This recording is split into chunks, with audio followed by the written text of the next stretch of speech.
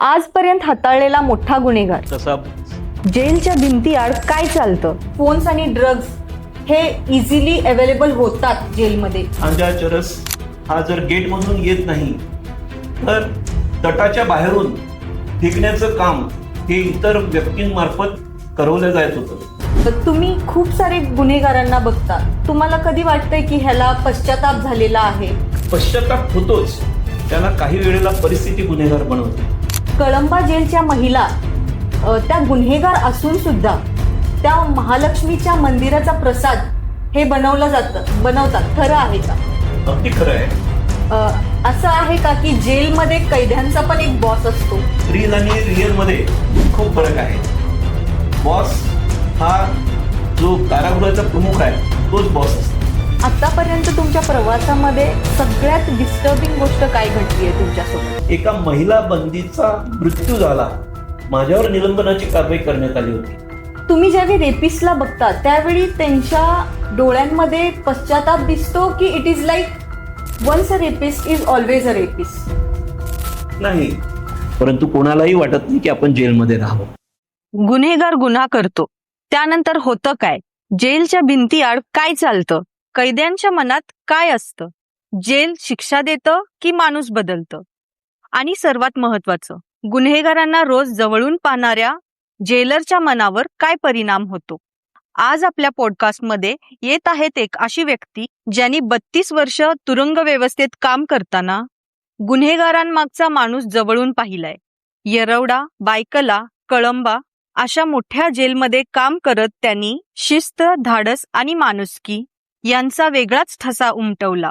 राष्ट्रपती पदाने सन्मानित आणि हजारो कैद्यांचे आयुष्याचे साक्षीदार श्री चंद्रमणी इंदुरकर सर. तर चला सुरू करूया हा खास आणि विचार करायला लावणारा संवाद. Hello everyone, let's dive into via Sai Neela. I am journalist Sai Neela Dattatray Sugate and today we are in Pune with retired jail superintendent Chandramani Indulkar sir. Welcome to Vaya Sai Neela sir. Thank you. Same to you madam. How are you? I am fine, absolutely fine. Okay sir. Nice to hear that. Sir, jail म्हणलं की लोकांमध्ये एक उत्सुकताही आहे आणि भीतीही आहे. What is jail according to you? Jail हे एक नाव जरी असलं तरी आज जेलची संकल्पना बदललेली आहे. आता जेल म्हणजे सुधार आणि पुनर्वसन ह्या दृष्टीने आलेला प्रत्येक बंदी हा कोणत्या केसमध्ये आला हे न बघता न्यायालयाच्या आदेशाने जोपर्यंत त्याला न्यायाधीन बंदी म्हणून ठेवण्याचे आदेश झाले तोपर्यंत न्यायाधीन बंदी म्हणून ठेवायचं.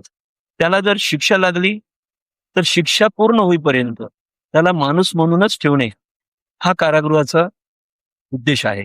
Okay sir. जेलच्या भिंतीआड अशी कोणती गोष्ट होते जी सामान्य लोकांना माहिती नाहीये पण माहिती व्हायला हवी? जे लोकांमध्ये भावना आहे की जेलमध्ये गेलं की मनुष्य एक जो गुन्हेगार आहे तोच फक्त जेलमध्ये जातो, असं नाहीये. त्यांनी गुन्हा केलाय की नाही केला हे सिद्ध होईपर्यंत तो गुन्हेगार ठरवला जात नाही. अन्यथा जोपर्यंत त्याच्या केसचा निर्णय होत नाही तोपर्यंत एक साधारण व्यक्ती म्हणूनच त्याला ट्रीट केलं पाहिजे. Okay sir. फोन आणि ड्रग्सचा वापर केला जातो जेलमध्ये असं खूपदा ऐकलं आलंय, म्हणजे न्यूजपेपरला सुद्धा आलेलं आहे किंवा खूप सोर्सेस असं बोलले जातात की फोन्स आणि ड्रग्स हे इझिली अवेलेबल होतात जेलमध्ये. इतकी सेक्युरिटी असताना सुद्धा हे कसं शक्य आहे? नाही, जे ऐकणं आणि प्रत्यक्ष घडणं यात खूप अंतर आहे. कारण तिथे काम करणारे सुद्धा माणूसच असतात, जे ड्युटीवर असतात ते कर्मचारी सुद्धा मानवच आहेत. आणि होतं काय की त्यांना फोन किंवा ड्रग्स हे ज्या बाहेर सवयी असतात त्यांच्या कम्युनिकेशनसाठी फोन लागतो. परंतु आता कारागृहामध्ये इंटरकॉम झालेले आहेत, त्यानंतर त्यांच्या घरी बोलण्यासाठी व्हिडिओ कॉलची सुविधा झालेली आहे, फोनची सुविधा झालेली आहे. व्हिडिओ कॉल सुद्धा झालेला? होय, फोनद्वारे कारागृहामार्फतच फोन दिला जातो, जो त्याच्या घरचा फोन नंबर एक पोलिसांकडून व्हेरीफाय करून त्या नंबरवर बोलणं सुद्धा करून दिलं जातं. ओके. आणि दुसरं राहिलं की ड्रग्सचा, तर ड्रग्सचा वापर हा जास्त प्रमाणात किंवा कमी प्रमाणात असं म्हणता येणार नाही. परंतु ज्या बंद्यांना तशी आवश्यकता वाटते किंवा त्यांचं जे सवय आहे ते जात नाही, तर ते काही कर्मचारी किंवा बंद्यांच्या मार्फत ते आणण्याचा प्रयत्न करतात. पण आता लाईव्ह डिटेक्टर आणि बरीच सिक्युरिटी वाढलेली आहे. त्यामुळे खूप कमी प्रमाणामध्ये जो आणत असतील किंवा काय, पण त्याच्यावर पूर्ण निर्बंध आणण्याचा प्रशासनाचा प्रयत्न असतो. Okay sir. तुम्ही खूप सारे गुन्हेगारांना बघता. तुम्हाला कधी वाटतंय की ह्याला पश्चाताप झालेला आहे का ते मी तसं नाही होत? पश्चाताप होतोच. कारण हा जो कोणीही मनुष्य हा जन्मजात गुन्हेगार नसतो. त्याला काही वेळेला परिस्थिती गुन्हेगार बनवते. तर परिस्थिती गुन्हेगार बनवल्यानंतर त्यावेळेला ती घटना त्याच्या हातून होऊन जातो. तो गुन्हा होतो. परंतु तो जर तो क्षण जर त्यांनी सांभाळला असता किंवा त्यांनी विचार केला असता, की याचे दुष्परिणाम काय होणार, तर तो त्याच्या हातून गुन्हा झाला नसता. त्याचा पश्चाताप अवश्य त्याला होतो. होतो. आपण मूव्हीजमध्ये बघतो सर की एखाद्याला फाशी होते आणि फाशी होण्याआधी त्याला विचारते की तुझी शेवटची इच्छा काय आहे? तर ते फक्त मूव्हीजमध्ये आहे का रिअल लाईफमध्ये सुद्धा असं होतं की त्याला त्याची लास्टची इच्छा विचारली जाते? नाही, असं काही नाही. कारण आम्ही ट्रेनिंगला ज्यावेळेला 92 ला ट्रेनिंगला होतो, त्यावेळेला सुखा आणि जिंदा यांना फासावर चढवण्याचं ज्यावेळेला आदेश झाले होते, तर त्यावेळेला सुद्धा त्यांना फाशी ज्यावेळेला देत होते, त्यावेळेला आम्ही बघितलेलं आहे. त्यामुळे असं नाही की तुझी शेवटची इच्छा काय आहे? तो प्रकार असा आहे, की ज्यावेळेला फाशी त्याला सुनावल्या जाते, ती वेळ आणि तो दिवस त्यावेळेला ज्या जजनी त्यांना शिक्षा दिलेली असते, ते जज, जेलचे प्रमुख, सुपरिंटेंडेंट आणि डॉक्टर्स असे 3-4 लोकांची कमिटी त्या ठिकाणी असते. आणि जेव्हा त्याला फासावर लटकवण्यासाठी आणलं जातं, त्यावेळेला त्याला एक चेहऱ्यावर त्याला काही दिसणार नाही अशा प्रकारे एक मास्क लावलेलं असतं आणि त्यानंतर तो तंदुरुस्त आहे. तंदुरुस्त इन द सेन्स की त्याची प्रकृती हं. ओके आहे, हे बघून मग त्याला फासावर लटकवलं. शेवटची इच्छा विचारली नसते. असं काही नाही. ओके. तर कळंबा जेलमध्येही काम केलेले आहात, येरवडा जेलमध्येही काम केलेलं आहात. महिलांविषयी विचारायचंय मला. कळंबा जेलच्या महिला त्या गुन्हेगार असून सुद्धा त्या महालक्ष्मीच्या मंदिराचा प्रसाद हे बनवतात असं ऐकून माहिती आहे. हे खरं आहे का? अगदी खरं आहे. कसं आहे, की शिक्षा लागल्यानंतर महिला असो किंवा पुरुष असो, त्यांना काम करणं हे कंपल्सरी असतं. कारण त्या शिक्षेमध्ये जर त्यांना सूट पाहिजे, महिन्याच्या महिनाभर जर त्यांनी काम केलं, त्याच्यामध्ये सुतारकाम आहे, विणकाम आहे, टेलर काम आहे, महिलांसाठी अगरबत्ती बनवणे आहे. त्यामध्ये आता जे कोल्हापूर सेंट्रल जेलला जे अंबाबाईला जे लाडू जातं, ते बनवण्यासाठी कैद्यांची आम्ही मदत घेतो आणि त्यामध्ये महिला कैदी सुद्धा सहभागी होऊन ते लाडू बनवण्याचा हा उपक्रम आणि हा अविरत आमचा प्रयत्न सुरू असतो. त्यामुळे महिला कैदी आहेत, त्यांनी काम करू नये असं नाहीये. कैदी जो आहे, महिला असो पुरुष, त्यांनी काम केलं तरच त्यांच्या शिक्षेमध्ये सूट मिळतं. बरोबर. त्यामुळे त्यांनी काम करणं हे आवश्यक आहे. अ, असं आहे का की जेलमध्ये कैद्यांचा पण एक बॉस असतो? मी सुरुवातीलाच म्हटलं, रील आणि रिअल मध्ये खूप फरक आहे. सो असं काही नसतं. कैद्यामध्ये बॉस असं काही नसतं. बॉस हा जो कारागृहाचा प्रमुख आहे, तोच बॉस असतो. Okay sir. जेलमध्ये असं कधी एमर्जन्सी सिच्युएशन आलेली आहे का तुमच्या एक्सपिरियन्स थ्रू? म्हणजे की अचानक तुम्हाला काहीतरी एमर्जन्सी सिच्युएशन आले आणि तुम्हाला काहीतरी खूप मोठा फोर्स बोलवणं लागतंय असं? मी ज्या वेळेला बीड जेलला सुपरिंटेंडेंट म्हणून चार्ज घेतला, 2010 ची गोष्ट आहे. तर तिथे बरेच नोटोरियस बंदी होते आणि त्यावेळेची सिच्युएशन एवढी वाईट होती की गांजा चरस हा जर गेटमधून येत नाही तर तटाच्या बाहेरून फेकण्याचं काम हे इतर व्यक्तींमार्फत करवलं जात होतं. हे आतमधले बंदी मागवायचे. तर हे जेव्हा मला लक्षात आलं की जे गेट आम्ही टाईट केलाय, म्हणजे गेटची सिक्युरिटी टाईट केली, पण तरी येतं हे जेव्हा समजलं, तर आम्ही तटाला कर्मचारी ड्युटीला लावले. आणि जेव्हा समजल्यानंतर आम्ही तो फोर्स आल्यानंतर पोलीस फोर्स मागवला विथ वेपन आणि त्या सर्व बंद्यांची आणि परिसराची झडती घेत. त्यावेळेला मला पहिल्यांदाच अनुभव आला की खूप विरोध झाला, परंतु मॅन्युअल प्रमाणेच मी ते काम केलेलं होतं. बरोबर. तिथल्या बंद्यांना ते विशेष वाटत होतं आणि एवढं आपल्यावर सिक्युरिटी आणि पोलीस फोर्स येऊन झडती घेईल हा त्यांच्यासाठी नवीन होता. नवीन होता. परंतु मला जे कर्तव्याप्रती एकनिष्ठ राहून करावं लागलं ते मी केलं. बरोबर. आणि असे प्रसंग मला कोल्हापूरला सुद्धा आले. ज्यावेळेला मी डिसेंबर 2020 ला चार्ज घेतला, तर अशी सिच्युएशन होती की तटावरून गांजा, चरस आणि मोबाईल फेकण्यासाठी काही व्यक्तींना हायर केलं जायचं. 1-1 किलो, 2-2 किलो गांजा बाहेरून आत फेकायचे, पुडकेचे पुडके. तर असं जेव्हा लक्षात आलं, त्यावेळेला मी शासनाची परवानगी येण्याच्या अगोदरच मी माझा डॉग तो मागवून मी 24 तास पहारा दिलेला आहे. आणि असे जर प्रसंग आले, तर त्यांच्यावर मोकासारखे गुन्हे सुद्धा त्या बंद्यांवर दाखल केलेले आहेत. त्यामध्ये जर कर्मचारीचा हलगर्जीपणा असेल, तर त्यांच्यावर सुद्धा गुन्हे दाखल केले. Okay sir. चॅलेंजिंग आहे ऍक्च्युली. अर्थातच खूप चॅलेंजिंग आहे. परंतु आपण किती पूर्ण सक्षमपणे आणि आपण डिव्होटेडली काम करतो याच्यावर डिपेंड.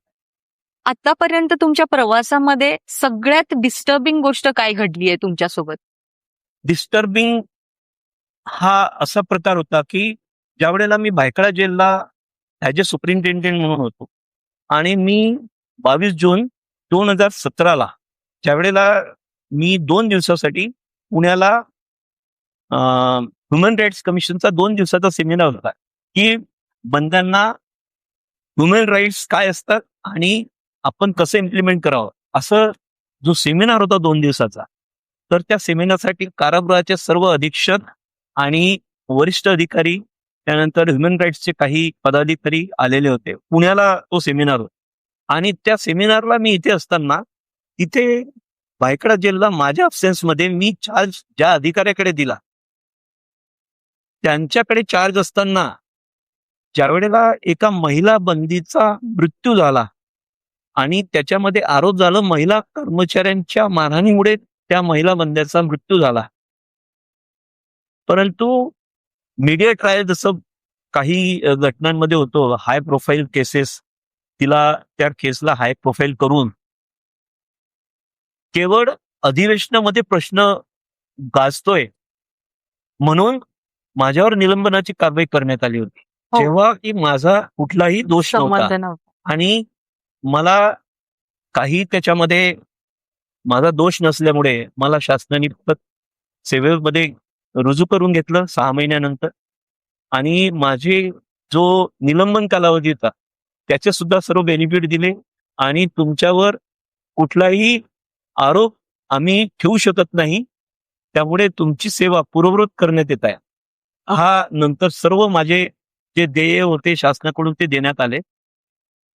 परंतु तो जो निलंबनाचा काळ होता तो माझ्यासाठी खूप डिस्टर्बिंग. त्रासदायक होता. ह्याला तुम्ही मीडिया जबाबदार ठरवता का सर? मीडिया म्हणा किंवा राजकीय राजकीय त्यांचं हेतू म्हणा, विरोधकांनी एखाद्या अधिकाऱ्याची चुकी नसताना त्याला निलंबित करा म्हणणे, हे जे गैर जबाबदारीचं वर्तन आहे किंवा त्यांच्या स्वार्थासाठी ते काही अधिकाऱ्यांचा असा बळी घेतात, तर हा राजकीय बळी म्हणेन मी. येरवडा जेलमध्ये खूप हाय प्रोफाईल केसेस होऊन गेलेले आहेत. फॉर एक्झाम्पल कसाब किंवा संजय दत्त. असे ज्यावेळी केसेस येतात त्यावेळी म्हणजे तुमच्यावर काय ताण असतो ऍज अ जेलर म्हणून किंवा सुरक्षा व्यवस्था म्हणून तुमच्यावर काय ताण असतो? अर्थातच ताण तर खूप असतो. परंतु एकदा ठरवलंय की ह्या बंद्याला कसं डील करायचं, तर तो अतिरिक्त आम्ही स्टाफ आणि हाय विजिलन्स आम्ही वापरून त्यांना डील करणं हे आता आमचा रुटीनमध्ये भाग झालेला आहे आणि वेळोवेळी वरिष्ठ अधिकाऱ्यांचे ज्या मदत लागतं किंवा सजेशन लागतं ते घेऊन आम्ही त्या सिच्युएशन डील करत असतो. Okay sir. सर एक पर्सनली क्वेश्चन असा आहे, as a woman I would like to ask की तुम्ही रेपिस्ट पण बघता, तर तुम्ही ज्यावेळी रेपिस्टला बघता त्यावेळी त्यांच्या डोळ्यांमध्ये पश्चाताप दिसतो की it is like once a rapist is always a rapist? नाही, ती सिच्युएशन जी आहे ती त्यावेळेला मी जसं कोणती घटना, त्यामुळे तो क्षण जो असतो तो त्याच्यासाठी महत्वाचा असतो. त्यावेळेला जर त्यांनी विचार केला की बुवा आपल्याही घरी आई बहिणी आहेत, आपल्याही घरी नातेवाईक आहेत, आपल्या घरी महिला आहेत, त्यांच्यावर जर असे प्रसंग आला तर आपण काय केलं असतं. त्यामुळे ह्या ज्या गोष्टी आहेत, ही जी घटना आहेत ह्या व्हायला नाही पाहिजे आणि त्याचा नक्की त्यांना पश्चाताप असतो. कारण त्यांना मिळणाऱ्या ज्या सवलती आहेत ह्या खूपच कमी असतात आणि शिक्षाचं प्रमाण हे माझ्या तरी मते आणखी वाढायला पाहिजे बरोबर. रेपिस्टवर. बरोबर तर सर. या मताचा मी आहेच. Okay sir. Sir Indian judiciary जे आहे ते रेपिस्टला लवकर पनिशमेंट्स देत नाहीत किंवा जे पनिशमेंटचं आपलं स्केल आहे ते खूप कमी आहे असं मला ऍज अ वुमन वाटतंय. तर तुम्हाला त्याच्याबद्दल काय वाटतंय की जर तुमच्याकडे काही पॉवर्स असते, ह्या गोष्टींवर तुम्ही काहीतरी ऍक्शन घेऊ शकला असता, तर काय केलं असता तुम्ही? न्यायालयाने पाठवल्यानंतर शिक्षा भोगतपर्यंत किंवा न्यायालयीन कोठडीमध्ये ठेवण्याचे आदेश होईपर्यंत ठेवण्याचेच असतात. मुख्य जो मुद्दा आहे तो पोलीस आणि न्यायालयाचा असतो. पोलिसांनी आपली बाजू त्या केसमध्ये किती तत्परतेने मांडली आणि न्यायालय त्याच्यावर कसा निर्णय देतो ह्या दोन गोष्टीवर अवलंबून असतं. त्यामुळं कारागृहाचा संबंध फक्त त्याला ठेवण्यापुरता ॲज ए ह्युमन म्हणून ठेवण्यापुरता असतो. त्यामुळे ही जे बाब आहे ती त्याच्याकडे कसं बघणार, तर ह्या दोन ज्या यंत्रणा आहेत न्यायालय आणि पोलीस यांची जबाबदारी असते की त्याला शिक्षा होईल नाही होईल किंवा त्याला सोडून द्यावं हे त्यांच्या ज्युरिडिक्शनचा भाग. भारतामध्ये म्हणा किंवा जगामध्ये म्हणा असं आपण म्हणू शकत नाही की फाशीची शिक्षा झाली एखाद्या रेपिस्टला म्हणजे रेप करण्याच्या घटना बंद होतील. It is human nature. त्यामध्ये परिस्थिती सुद्धा जबाबदार असतं. त्यामुळे महिलांना आपण बंधनं आणतो. असं म्हणतात की बुवा लहान असेल तर मुलगी आईवडिलांच्या कस्टडीमध्ये असावी, त्यांच्या देखरेखीखाली असावी. लग्न झाल्यानंतर वडिलांच्या देखरेखीखाली असावी आणि वयस्कर झाल्यानंतर मुलांच्या देखरेखीखाली. परंतु मी समाजाला दोष देणार यामध्ये, जशा महिलांवर बंधन आणतात तशी पुरुषांवर पण बंधनं यायला पाहिजे. बरोबर. की तू कुठं गेला होता, काय गेला होता, काय केलं, काय नाही केलं, आज तू काय केला. एखादी जर त्यांनी चुकीचं काम केलं, जे पुरुष प्रधान संस्कृती म्हणतो त्याच्यामध्ये बदल होणं आवश्यक. तरच ह्या घटनांमध्ये कमी येईल किंवा या घटनांवर विचार करतील आणि समाजाची याच्यामध्ये खूप मोठी जबाबदारी आहे. टुडेज सिच्युएशन मध्ये सर, इंडियाच्या सिच्युएशन मध्ये I would like to tell you that irrespective of age womens are not at all safe in India. Means जरी ती छोटी बाळ असली तरी ती अनसेफ आहे, जरी ती आई असली तरी अनसेफ आहे, जरी ती ग्रँड मदर असली तरी अनसेफ आहे. तर आत्ताच्या इंडियामध्ये ज्युडिशियरी खूप स्ट्रिक्ट व्हायला पाहिजे ह्या गोष्टीसाठी की जे ऑलरेडी नियम फॉलो करत आलेले आहेत, जे ऑलरेडी पनिशमेंट देत आलेले आहेत, ते कंटिन्यू करायला पाहिजे. कारण की आज आम्ही मुली म्हणून कुठेच बाहेर नाही पडू शकत. मग दिवसाही असू दे किंवा रात्रही असू दे, एज काही असू दे, एक बाळाचंही एज असू दे, एक टीनेज असू दे किंवा एक विमेन असू दे किंवा एक आजी असू दे, फिमेल हे जेंडरच सेफ नाहीये आत्ताच्या सिच्युएशनला इंडियामध्ये. आणि ऍज अ वुमन मला असं वाटतंय की ज्युडिशियरी आहे, it is failing to give the justice to the victims of rape in many of the cases. So आम्ही काय करायला पाहिजे की ज्युडिशियरी ह्याच्यावर लक्ष म्हणजे ऍक्शन, काहीतरी स्ट्रिक्ट ऍक्शन घ्यायला पाहिजे. मी मगाशीच्या प्रश्नाला उत्तर देताना तेच सांगितलं की एकतर पुरुष प्रधान संस्कृतीमध्ये पुरुषांवर बंधनं नाहीत, महिलांवरच बंधन आहे. दुसरं म्हणजे समाजाने सुद्धा एक याचं जे चित्र आहे हे बदलण्यासाठी आपली सुद्धा काही जबाबदारी आहे की एखाद्या व्यक्तीने जर असा गुन्हा केला तर त्याला शिक्षा न्यायालय देण्यासाठी जे पुरावे आहेत ते पोलिसांना योग्य ते वेळी देणे, व्यवस्थित देणे. मला काय करायचं, समजा तो सुटून आला तर परत आपल्यावर कुरघोडी करेल किंवा आपली दुश्मनी होईल. तर हे जे प्रकार आहेत किंवा महिला ज्या आहेत वेळच्या वेळी जर सावध होऊन जी घटना होणार आहे पुढे मोठी, त्यासाठी अगोदरच जर बचावात्मक किंवा आपल्या आई वडिलांना सांगणे अशा प्रकारे जर काही प्रसंगावधान ठेवून जर काम केलं तर बऱ्याचशा घटना कमी होऊ शकतात असं. आधी काय व्हायचं सर की गुन्हेगार ज्यावेळी जेलमध्ये जायचा तर त्याला लाज वाटायची समाजाची, पण आजकाल आपण बघतोय की ते गुन्हेगार जे जेलमध्ये सुटून येतात, जेलमधून सुटून येतात, त्यांना प्रसिद्धी मिळते किंवा त्यांना अभिमान वाटतो आणि समाज त्यांना महत्वही देतो. हे आजकाल असं का घडत आहे?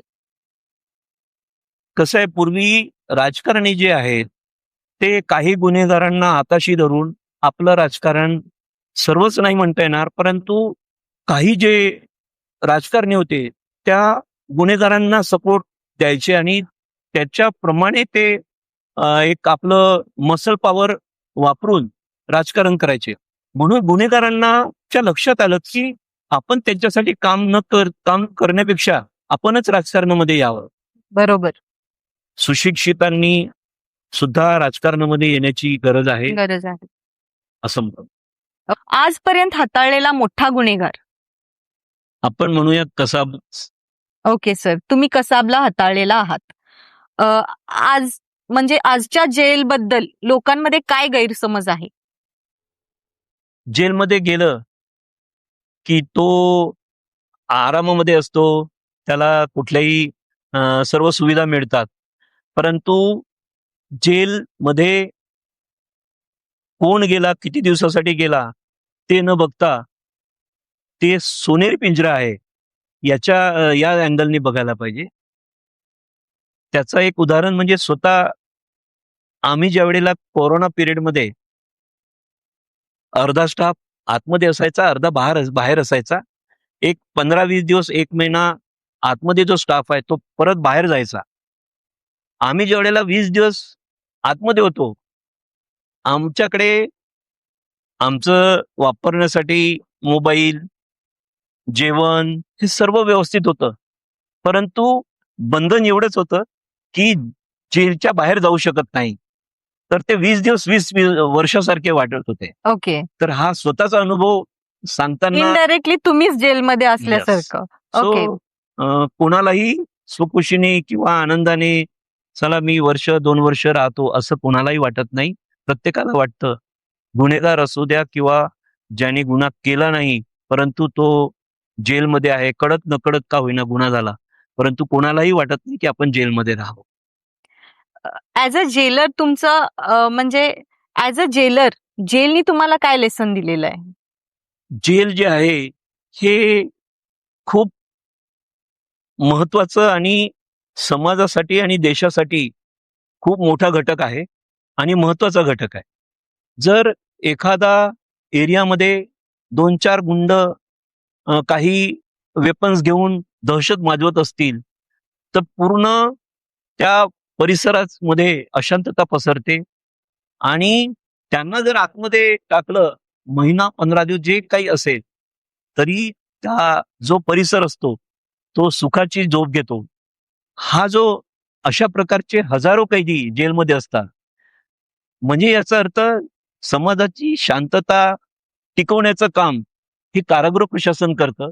महत्वाचं म्हणजे एखाद्या बंद्याला कोर्टामध्ये घेऊन जायचं असेल तर एक बंदी असेल तर 2 कर्मचारी पोलीस कर्मचारी असतात किंवा जर तो क्रिमिनल मोठे त्याच्यावर मोठे गुन्हे असतील, मोठा क्रिमिनल म्हणजे मोठे जास्त गंभीर गुन्हे, गंभीर. ओके. मोठा गुन्हेगार, छोटा गुन्हेगार असं काही म्हणता येणार नाही.